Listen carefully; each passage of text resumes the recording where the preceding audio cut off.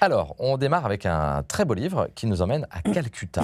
Oui, C'est un très beau récit autobiographique avec ce titre que je trouve magnifique, De rage et de lumière. Alors l'auteur, Jeanne, est une jeune éditrice parisienne et elle découvre dans un documentaire la figure de Jack Prager, un médecin des rues, aujourd'hui âgé de 90 ans, et qui soigne les mendiants de Calcutta depuis des décennies. Alors Jeanne décide de tout plaquer et de partir en Inde pour aller écrire l'histoire de cet homme hors du commun. Il est né dans une famille juive orthodoxe de Manchester.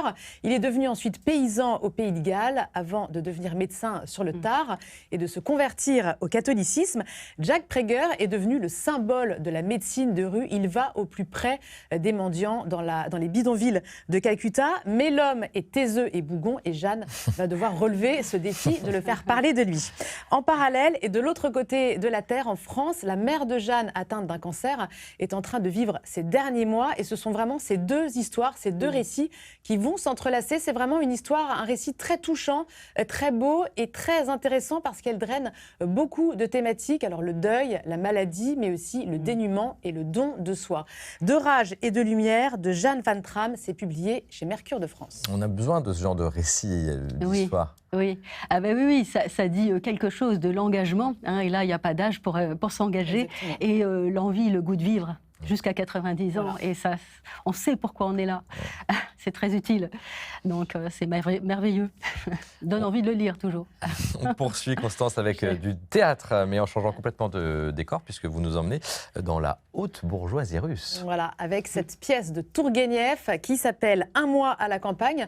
Alors, c'est une pièce qui a été écrite en 1851, mais qui, à l'époque, a été censurée. Ça se passe en Russie, à la campagne. Donc, Natalia Petrovna, l'épouse du riche propriétaire des lieux, a l'air de s'y ennuyer et la vie semble monotone et mélancolique.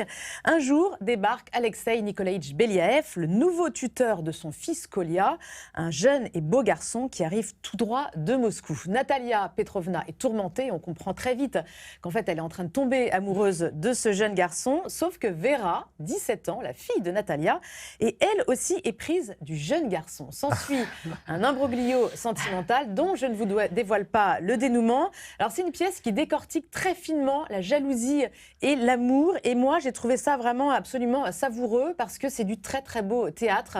Les personnages sont incarnés à la perfection. La mise en scène est belle et raffinée. En plus, vous avez de la chance parce que cette pièce part en tournée un peu partout en France. Je vous donne seulement quelques dates. La semaine prochaine à Albi, la suivante à Saint-Michel-sur-Orge, en mars à La Rochelle ou encore à Nice. Et renseignez-vous parce qu'il y a encore beaucoup de représentations.